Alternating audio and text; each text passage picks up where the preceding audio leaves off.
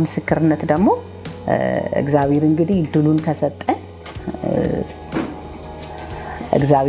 ከሰጠኝ አሁንም በሱ ውስጥ አልፎ የሰራውን የእግዚአብሔርን ነገር መመስከር እፈልጋለሁ። የዛሬ አመት ከ4 ወር ምናምን ይሆናልና እህቴ ወልዳ እዚህ ገና ሳትወልድ እንደውም እያለች እዚህ ሲኤምሲ ሆስፒታል ላይ መጣ ማለት ነው ወንድሜ መጥቶ ሊጸልይላት መጣና ጸለየላትና የነበረው ሁኔታ ከባድ ነው።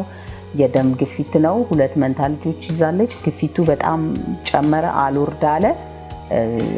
ጽንሱ በቃ መውጣት አለበት ሲሉ ፈራን። ልጆቹ ገና 7 ወር አልሞላቸውም። እሷ ደግሞ በጣም ለልጆቹ ጓጉታለችና በጣም ተጨነቀች። እሱ መጣና እዛው ሆስፒታል ላይ ጸለየላት ማለት ነው።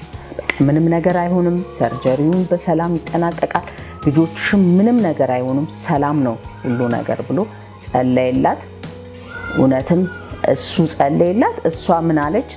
እሱ ጸልዮልኝ ከሄደ በኋላ የምጨነቀው ጭንቀት በውስጤ ያለው ፍርሃቴ ሁላ በቃ ጠፋ። በእግዚአብሔር ላይ እረፍ አልኩኝ። በቃ የሚገርም የሚያሳርፍ ድምጽ ነው ይዞ መጥቶ የተናገረኝና አርፍ ያለው በቃ ያ ሁሉ ጭንቀት ጠፍቷል አለች። እውነትም ከዛ በሚቀጥሉት ቀናቶች ገባች ሰርጀሪውን።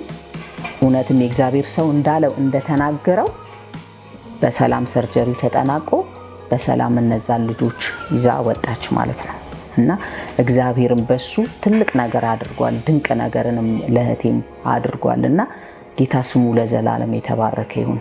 ትክክለኛ የሆነ በቃ ትክክለኛ ከእግዚአብሔር ሰምቶ እንደሚናገር ከአንድ 2-3 ጊዜ አይቻለውና የእግዚአብሔርን ድምጽ ሰምቶ ትክክለኛ መልእክትን አስተላልፏልና አሁንም በሱ ውስጥ ያስቀመጠውን ጸጋ እግዚአብሔር እንዲያበዛለት እንዲጨምርለት እላለሁኝ።